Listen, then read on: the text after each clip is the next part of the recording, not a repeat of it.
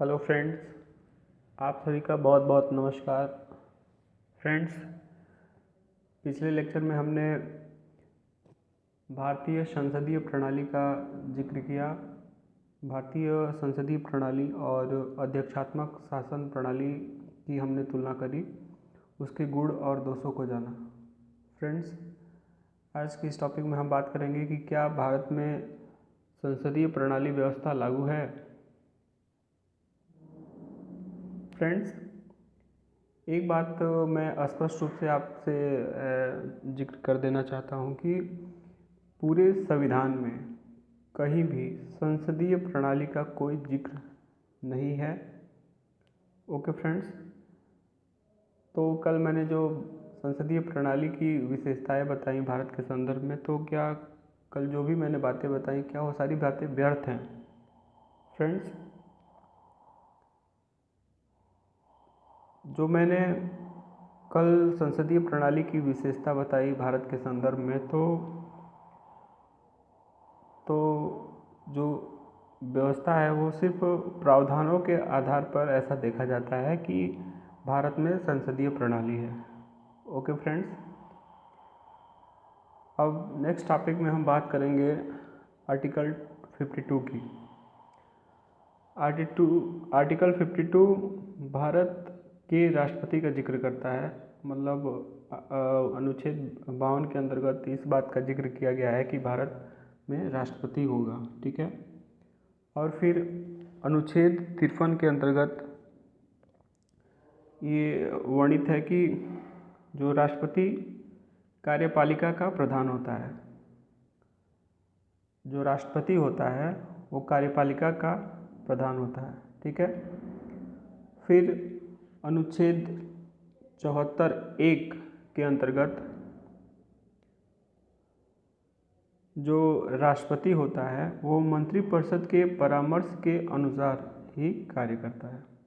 Okay friends, और article 74(1) के अंतर्गत ही राष्ट्रपति जो नाम मात्र का प्रधान है और मंत्रिपरिषद और पीएम जिसके पास जो वास्तविक प्रधान है, इन दोनों का जिक्र किया गया है अनुच्छेद 74(1) के अंतर्गत।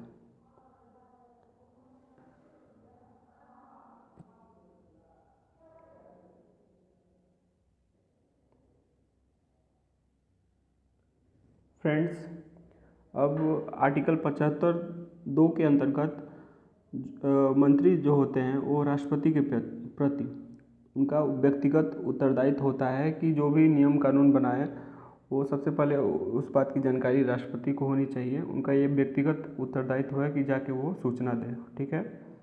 और आर्टिकल 75(3) के अंतर्गत जो मंत्रिपरिषद है वो लोकसभा के प्रति सामूहिक रूप से उत्तरदायित्व होती है। जो भी कोई नया बिल लाना हो, कोई भी नया कानून लाना हो, तो उसे लोकसभा के सदस्यों के सामने उसको रखना पड़ता है। ये मंत्रिपरिषद की सामूहिक उत्तरदायित्व है कि वो लोकसभा में जो भी बिल ला रही है, जो भी कानून ला रही है, उसके बारे में उसको जानकारी दें। फ्रेंड्स, हमने आर्टिकल 75(2) और 75(3) के तहत जो हमने मंत्रियों के दोहरे उत्तरदायित्व की बात करी।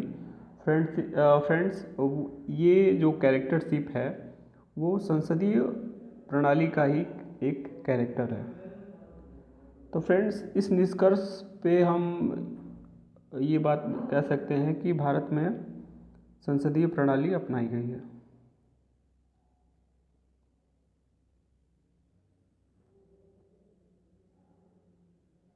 फ्रेंड्स, सुप्रीम कोर्ट में PIL डाली गई थी कि क्या भारत में संसदीय प्रणाली लागू है। तो सुप्रीम कोर्ट का निर्णय आया था कि सुप्रीम कोर्ट ने अपने निर्णय में ये डिसाइड करा था कि ये संसदीय जो प्रणाली है वो संविधान का आधारभूत ढांचा है, बेसिक स्ट्रक्चर है। फ्रेंड्स,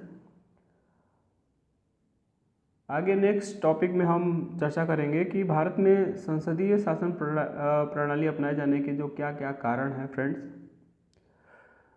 इसमें भारत में संसदीय शासन प्रणाली अपनाए जाने के 4 मुख्य कारण हैं। फ्रेंड्स, पहला जो कारण है ब्रिटिश काल के दौरान शासन व्यवस्था के आधार पर संसदीय शासन प्रणाली व्यवस्था लागू की गई थी, जो ये स्वतंत्रता के बाद भी जारी रही। कानून विशेषज्ञों के द्वारा कहा गया है था कि जो भारत की जो जनता है वो लंबे समय से ब्रिटिश कानूनों के तहत तो उसको संचालित किया गया है, जो अगर ये आगे भी जारी रहता है तो ये हमारे लिए काफ़ी सुविधाजनक होगा। पहला तो कारण ये था, और दूसरा कारण था कि जो संसदीय शासन प्रणाली व्यवस्था है वो अधिक उत्तरदायी है जनता के प्रति। क्योंकि भारत विविधताओं से भरा देश है, यहाँ पे विभिन्न प्रकार के जाति, पंथ, धर्म, मजहब के लोग रहते हैं, तो सबकी स्वास्थ्य, शिक्षा, सुविधा,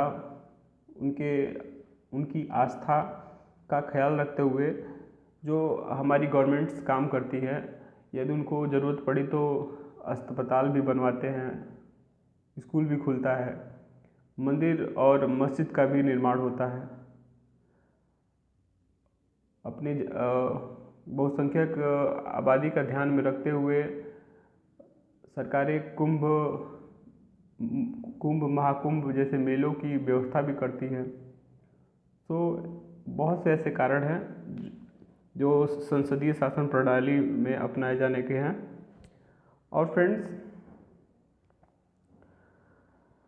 और तीसरी और जो मुख्य बात है कि भारत में अध्यक्षात्मक शासन प्रणाली क्यों नहीं अपनाई गई। कुछ विधि विशेषज्ञ थे जो भारत में चाहते थे कि अध्यक्षात्मक शासन प्रणाली अपनाई जाए, लेकिन जो हमारे संविधान निर्माता थे उनको कहना था कि भारत लंबे समय से गुलामी का दंश झेला है, हम ऐसी व्यवस्था नहीं चाहते कि सत्ता के शीर्ष पर टकराव होता रहे। फ्रेंड्स, उनका ये सब मानना था कि सत्ता के शीर्ष पर कोई टकराव ना हो, इसलिए अध्यक्षात्मक शासन प्रणाली से ज़्यादा बेटर रहेगा संसदीय शासन प्रणाली को लाया जाए, जिससे कि कार्यपालिका और विधायिका के मध्य टकराव की संभावना न के बराबर हो। और फ्रेंड्स, जो चौथी बात है भारत में विविधता।